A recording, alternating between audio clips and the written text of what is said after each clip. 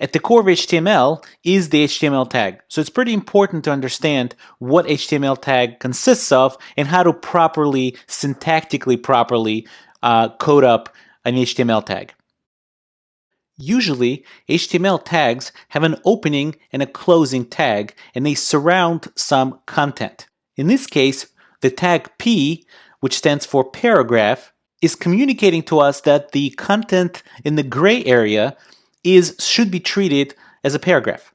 Now, technically speaking, P by itself is called an element, and together with the angle brackets, it's called a tag. But the truth is, the term is used so interchangeably that whenever somebody refers to an element P or a tag P, they really could mean one and the same thing. Now, most of HTML tags have a closing tag that matches its opening tag, but not all. For example, the BR and HR tag, BR stands for line break and HR stands for horizontal rule, only have an opening tag. They don't have a closing tag at all. Now, every HTML element can have predefined attributes. So we will learn some of the most common ones as we progress in the course, but here's what you need to know about tag attributes in general. Attribute is a name-value pair that is kind of a metadata about the element itself that it's being applied to. So in this example, we're assigning my ID as the value of the ID attribute. Each attribute has its own rules for the meaning of its value. So for example, ID attribute being assigned in as example has to be unique within the scope of the entire HTML document. In other words, no other element of any kind in the web page is allowed to have its ID attribute equal to the string my ID. If there's another element with the same value for ID, that would mean that the web page contains invalid HTML, which can potentially break some styling or even functionality of the page. Now let me go over some of the basic spacing rules. No space is allowed to exist between the opening bracket and the tag name. And likewise, space is not allowed between the opening bracket and the / of the closing tag. However, you must have at least one space between the tag itself and any of its attributes.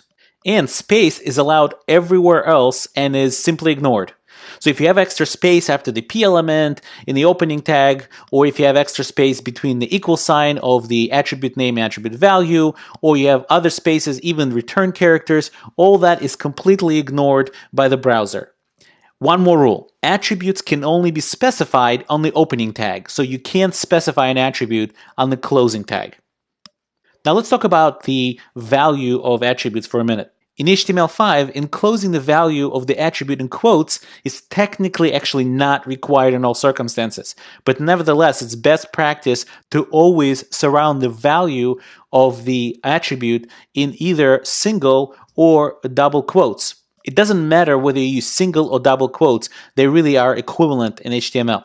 A more interesting case arises when the value of the attribute itself contains quotes, so the actual value has quotes as part of its value. In this type of situation, the only thing you have to watch out for is making sure you close the quote in the opposite order of opening them. So if the last quote was a single quote, it must be closed first. Which quotes you start with doesn't make any difference. You could start with double quotes, as we have in the example here, or you could start with single quotes. You could also nest these as many times as you want, as long as you close them, obviously, in the proper order. But in practice, it's kind of very rare that you have to have more than 2 levels of quotes. Any more than that, and your code just becomes messy and hard to read.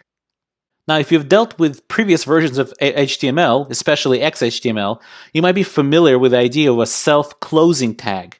A self-closing tag is basically an XML type of shorthand notation for a tag that happens to not to contain any content. For example, if we wanted to have a placeholder in our HTML document for some other content that we'll dynamically perhaps insert at some later point, that would be one example when we would need to have an HTML tag that has no content to begin with. However, in HTML5, the tags are a little bit more semantic. So if an HTML5 tag is capable, meaning it can possibly ever have some content, it is illegal for that tag to be self-closing, even if there's no content at the moment.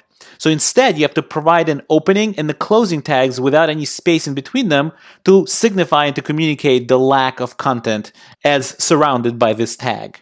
So in summary, we went over the anatomy of an HTML tag, the opening, the closing tags, the fact that it can have attributes describing what the tag itself is. Remember, they could use double and single quotes interchangeably. Just make sure that if there's actual quotes in the value of an attribute, you have to interchange them in the same order that you opened them. You have to close them in the opposite order. And we also went over how to specify a tag without any content inside HTML5, for which the rules are a little bit different than for the previous versions of HTML. Next, we're going to talk about how to create the basic HTML document structure.